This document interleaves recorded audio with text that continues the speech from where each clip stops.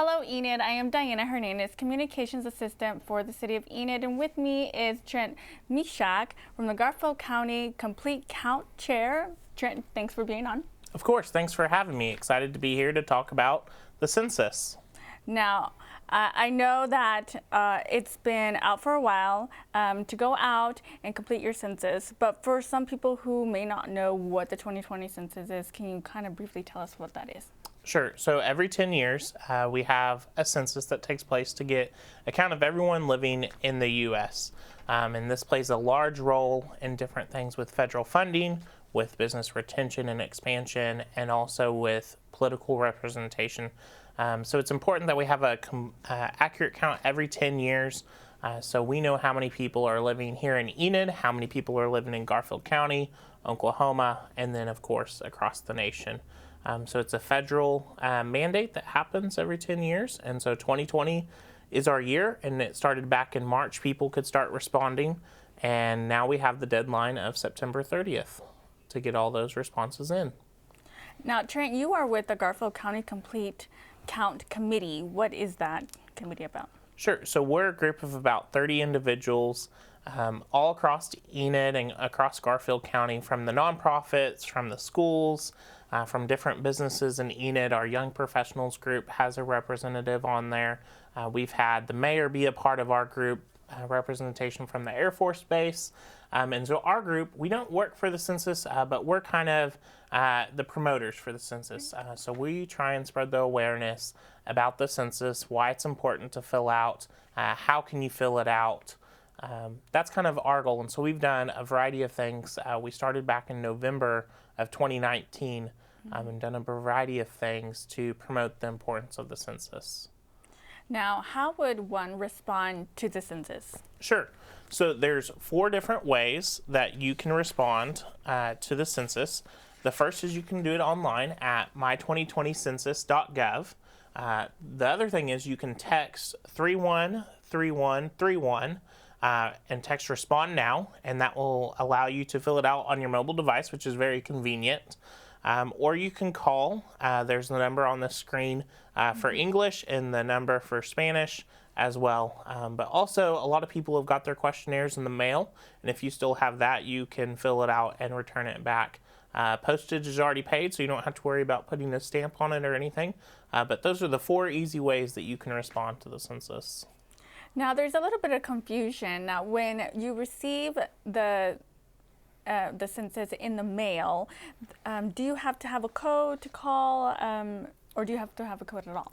Yeah, so everyone, when you got your census, you were given an ID number that when you go to my2020census.gov or you're calling in, they're gonna ask you for your code. But if you don't have your code, don't worry.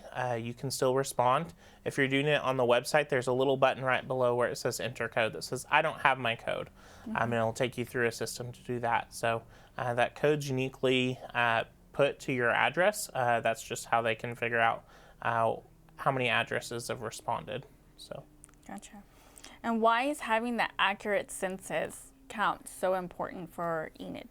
Sure. So the biggest thing is it revolves around federal funding. So our schools, our hospitals, our police departments, our fire departments, many of our nonprofits rely on money that comes from the federal government, and they allocate that money based on our census numbers and what our population is. And so it's estimated that each person in Oklahoma is valued at $1,675 each year, and that's for 10 years. So if you're kind of looking at Enid, we think we're around the 50,000 mark. So that's $83 million in federal funding each year that's coming right here to Enid. It's going to Medicaid, it's going to Pell Grants, which is great for college students, whether they're attending NOC or Northwestern here in Enid. You know, with highway planning construction, I know we always like to have good road construction, and so that's a big part of that. So federal funding's big. The other part is business retention and expansion. Many of our businesses, if they're looking to come to Enid or looking to decide if they're going to stay in Enid, will use census data to see the population, to see the available workforce that we have here. And so having that accurate count lets them know that there is a good workforce available here in Enid.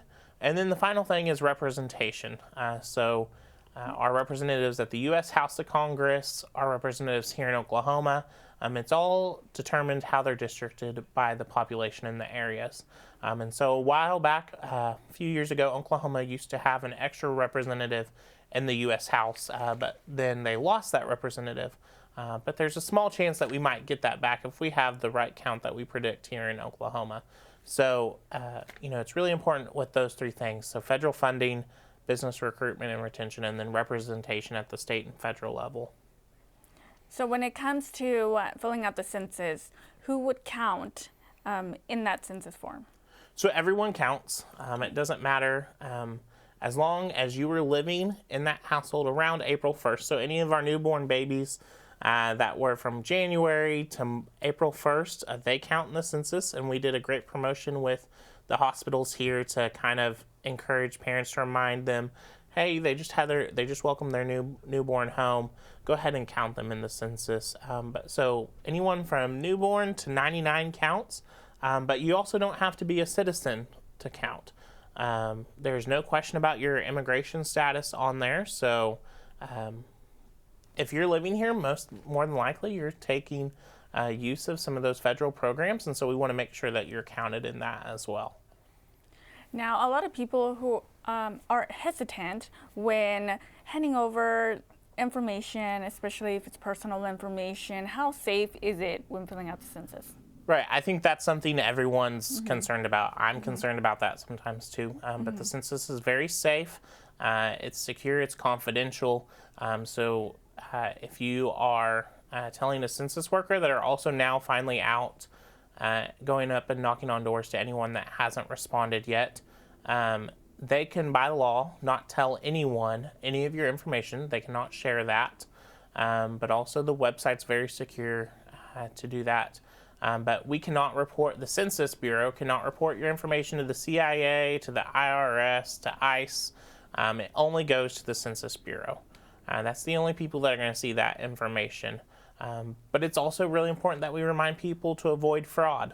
There's scams out there all the time trying to get information. So it's important to know the census is never going to ask for your social security number. They're never going to ask for your bank account number. Your mother's maiden name, that's always what people see on passwords. Anything that you think is not right, they shouldn't be asking. Just be hesitant. Make sure it's not a fraud. And any of the census workers, if you haven't responded yet and they come up to your door, just ask to see their ID badge. They should all have an ID badge on them that is very descriptive, and you'll be able to know if they're with the U.S. Census or not. So when filling out your census, what are questions that you're going to be asked on the census form? Sure. So it's only just 10 questions. It's all very simple. One, it's wanting to get the name and information of everyone that's in that household. They're also going to ask, is it a house? Do you own the house? Are you renting? Is it an apartment? Just to kind of know what type of place you're living. What's your telephone number, and then information regarding demographics. So age, sex, race, gender, anything like that. So very simple, very easy. When my wife and I filled it out, it took us only 5 minutes. So very quick to get through the census. So Trent, I'm going to go ahead and throw myself under the bus. I haven't filled out the census yet. I was like, but I will after this. Now, for people like me who haven't, what do we do, or how do we need to respond? Well, don't worry, you're not the only one that hasn't. Actually, in Enid, we've had 63% of Garfield County and 63.8% of Enid fill out their census. So don't worry, you're not alone, and that's why we're here today, and that's why we're still getting out saying that information, because we want to make sure that we get that full count in. But the way that you're doing it is you just go onto that my2020census.gov, click the form. If you don't have that ID with you, you can click the I don't have my ID, or you can do the text, or you can phone call in. Those are the simplest ways, but you have until September 30th. So with COVID-19 and everything, we know that's really been hard on some people, and that's why a lot of people have forgot to fill out their census. We've been so busy trying to handle work and kids Right. and school and adapting to the changes that are happening. And so September 30th is now the official date to turn in your census response. That's when they will stop going door to door to following up with people. And that's when you can stop doing it online. So we encourage people to get it done by September 30th. That way we have the full count by then. So. Awesome, Trent. I don't have any other questions, nor do I have questions online. Is there anything else that you want to share with the viewers before we head out? I think just encourage others to take the census. It's so important here in Enid, the amount of federal funding that will impact Enid. If we want to see good improvements happen here in Enid, it's important that we have that official count. And then finally, I think it's really important to give a big shout out to our committee.